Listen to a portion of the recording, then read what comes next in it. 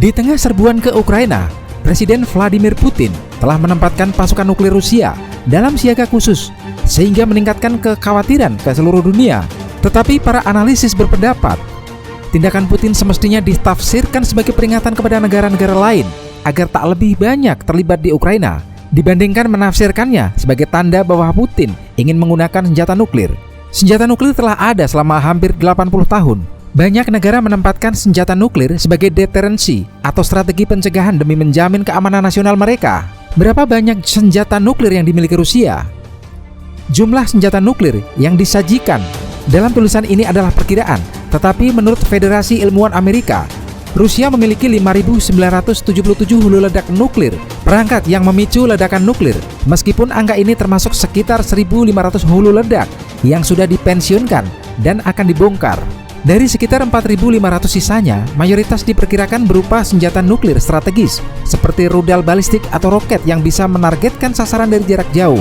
Inilah senjata-senjata yang biasanya dikaitkan dengan perang nuklir. Sedangkan selebihnya bisa dibilang berskala lebih kecil, lebih tidak merusak dan digunakan pada jarak pendek di medan perang atau laut. Namun angka itu bukan berarti Rusia memiliki ribuan senjata nuklir jarak jauh yang siap digunakan. Para ahli memperkirakan sekitar 1.500 hulu ledak Rusia tengah disiapkan, yang artinya telah ditempatkan di pangkalan rudal atau kapal selam. Bagaimana jika dibandingkan dengan negara lain? Ada 9 negara yang memiliki senjata nuklir, yakni China, Rusia, India, Israel, Korea Utara, Pakistan, Rusia, Amerika Serikat, dan Inggris. Jumlah total hulu ledak nuklir: Rusia 5.977, NATO 5.943, China 350, Pakistan 165, India 160, Israel 90, Korea Utara 20, China, Prancis, Rusia, Amerika Serikat, dan Inggris termasuk di antara 191 negara yang menandatangani Perjanjian Non-Proliferasi Senjata Nuklir (NPT). Perjanjian NPT membuat negara-negara itu harus mengurangi persediaan hulu ledak nuklir mereka, serta secara teori berkomitmen menghilangkannya sepenuhnya. Perjanjian itu memang telah mengurangi jumlah hulu ledak yang disimpan di negara-negara itu sejak 1970 dan 1980-an.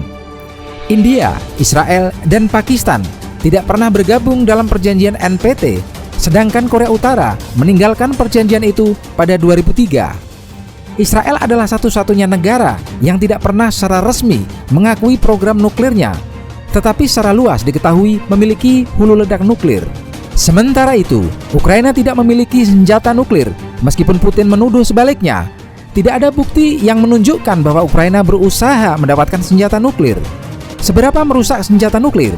Senjata nuklir dirancang untuk menyebabkan kehancuran maksimum. Tingkat kerusakannya bergantung pada jumlah faktor, seperti ukuran hulu ledak, seberapa tinggi posisi ledakannya dari atas tanah, lingkungan setempat.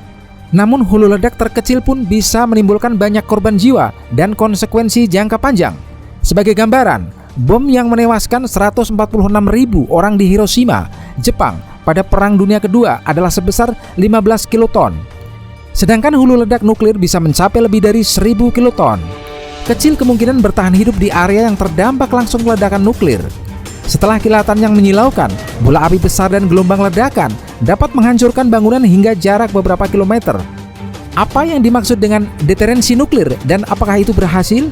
Argumen yang digunakan dalam mempertahankan senjata nuklir berjumlah besar ialah untuk menjaga kapasitas menghancurkan musuh sepenuhnya serta mencegahnya untuk menyerang. Istilah yang paling terkenal untuk strategi itu adalah mutually assured destruction, kepastian saling menghancurkan. Meskipun ada banyak uji coba nuklir yang dilakukan dengan kompleksitas teknik dan kekuatan destruktifnya yang meningkat konstan, senjata nuklir belum pernah digunakan dalam konfrontasi bersenjata sejak 1945. Kebijakan Rusia mengakui senjata nuklirnya pun semata-mata sebagai strategi pencegahan dalam 4 kondisi. Peluncuran rudal balistik yang menyerang wilayah Rusia atau sekutunya, penggunaan senjata nuklir atau jenis senjata pemusnah massa lainnya terhadap Rusia atau sekutunya, serangan terhadap situs pemerintah atau militer penting Rusia yang mengancam kemampuan nuklirnya. Analisis Gordon Corera, koresponden keamanan BBC. Lalu seberapa mengkhawatirkan hal ini? Kemungkinan akan terjadi konflik nuklir mungkin akan sedikit meningkat, meski masih dalam tataran rendah. Bahkan meskipun ancaman Putin bermaksud sebagai peringatan dibanding menandakan keinginan untuk menggunakan senjata itu, selalu ada risiko salah perhitungan, apalagi salah satu pihak menafsirkannya secara keliru atau situasi menjadi tidak terkendali. Menteri Pertahanan Inggris Ben Wallace mengatakan kepada BBC News bahwa Inggris jauh ini tidak melihat adanya perubahan postur dari senjata nuklir Rusia. Sumber-sumber intelijen juga mengonfirmasi hal itu dan mengatakan akan mengawasinya dengan ketat.